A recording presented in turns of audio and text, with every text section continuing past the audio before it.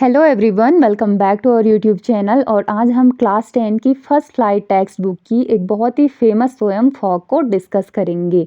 तो इस पोएम को कार्ल सैंडबर्ग ने लिखा हुआ है। और कार्ल सैंडबर्ग अमेरिका के एक फेमस पोएट, राइटर और जर्नलिस्ट थे। कार्ल सैंडबर्ग की पोइट्री की सबसे बड़ी खासियत ये रहती थी कि वो नेचर और ऑर्डिनरी लाइफ की छोटी छोटी चीज़ों को बहुत ही सिंपल लेकिन मीनिंगफुल तरीके से डिस्क्राइब किया करते थे। तो उनकी ये पोएम पब्लिश हुई थी 1916 में उनके पोइट्री कलेक्शन शिकागो पोएम्स में। अब अगर इस पोएम की थीम के बारे में हम बात करें तो ये पोएम सिर्फ 6 लाइन्स की है, बट इसका मैसेज बहुत गहरा है। इस पोएम में पोएट ने फॉग यानी कि धुंध, जिसको हम कोहरा कहते हैं, तो उन्होंने फॉग को एक कैट से कंपेयर किया हुआ है और बताया है कि जैसे एक बिल्ली बिना आवाज़ किए धीरे धीरे आती है, कुछ देर चुपचाप बैठी रहती है और फिर साइलेंटली चली जाती है, तो बिल्कुल वैसे ही सिटी में फॉग भी आती है साइलेंटली और कुछ देर रहने के बाद साइलेंटली चली जाती है। तो चलो अब लाइन बाय लाइन इस पोएम को एक्सप्लेन करते हैं और समझते हैं। तो हमारी पोएम का टेक्स्ट कुछ इस प्रकार से है। The fog comes on little cat feet. It sits looking over harbor and city on silent hunches and then moves on.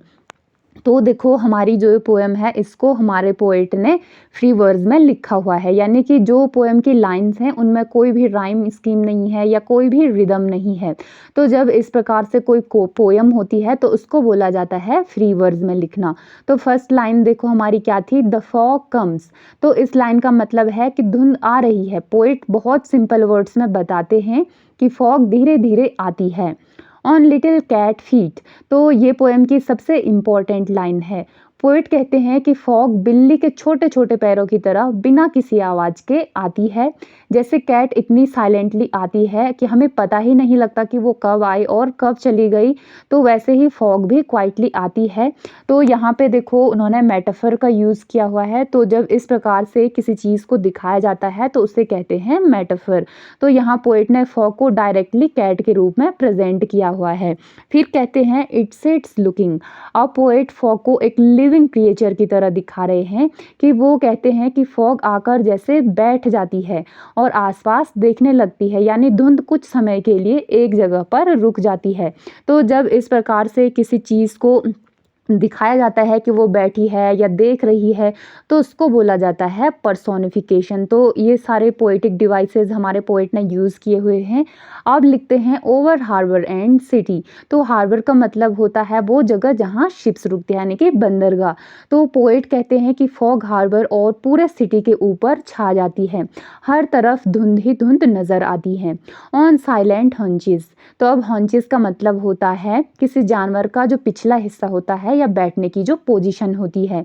तो जैसे एक कैट अपने पैर मोड़कर बिल्कुल शांत बैठी रहती है, वैसे ही फॉग भी चुपचाप हार्बर और सिटी के ऊपर टिक जाती है, यानी कि बैठ जाती है। एंड देन मूव्स ऑन, और फिर कुछ समय रहने के बाद फॉग बिना किसी शोर के वहाँ से चली जाती है।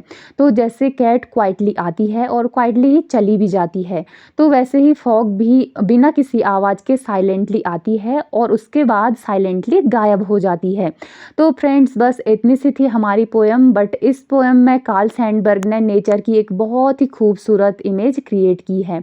उन्होंने फॉग की मूवमेंट को एक कैट के बिहेवियर से कंपेयर करके दिखाया है कि नेचर कितनी काम, कितनी पीसफुल और मिस्टीरियस हो सकती है। तो पोएम हमें ऑब्जर्व करना सिखाती है कि प्रकृति की छोटी छोटी चीज़ें भी कितनी ब्यूटीफुल होती है और कितनी मीनिंगफुल होती है। और ये पोएम हमें बताती है कि नेचर की हर एक चीज़ अपने आप में बहुत खास होती है। तो फ्रेंड्स, इसमें हमारे पोइट ने कुछ पोइटिक डिवाइसेस यूज़ किए थे, जैसे उन्होंने यूज़ किया हुआ है मेटाफर का। तो फॉग को डायरेक्टली कैट के रूप में दिखाया गया है। तो जब किसी चीज़ को इस प्रकार से डायरेक्टली दिखाया जाता है कंपेयर करके, तो उसको बोला जाता है मेटाफर। फिर उन्होंने यूज़ किया है पर्सोनिफिकेशन का। तो फॉग को बैठते हुए और देखते हुए दिखाया गया है, जैसे कि उसमें किसी इंसान या जानवर की क्वालिटीज़ हो। तो जब इस प्रकार से किसी चीज़ में इंसान या जानवर की क्वालिटीज़ डाली जाती है तो उसको बोला जाता है पर्सोनिफिकेशन। फिर यूज़ किया है इमेजरी का।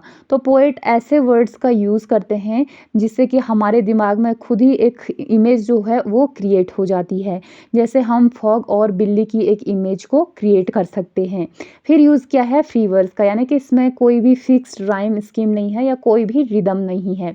तो फ्रेंड्स, अगर आपको ये सारे पोएटिक डिवाइसेस समझ में नहीं आते हैं तो मैंने इनको भी अपने चैनल पर बहुत अच्छे से एक-एक करके डिस्कस किया हुआ है, आप चाहें तो वो वीडियोज़ भी देख सकते हैं। तो आज की वीडियो को बस इतना ही रखते हैं और मिलते हैं नेक्स्ट वीडियो में।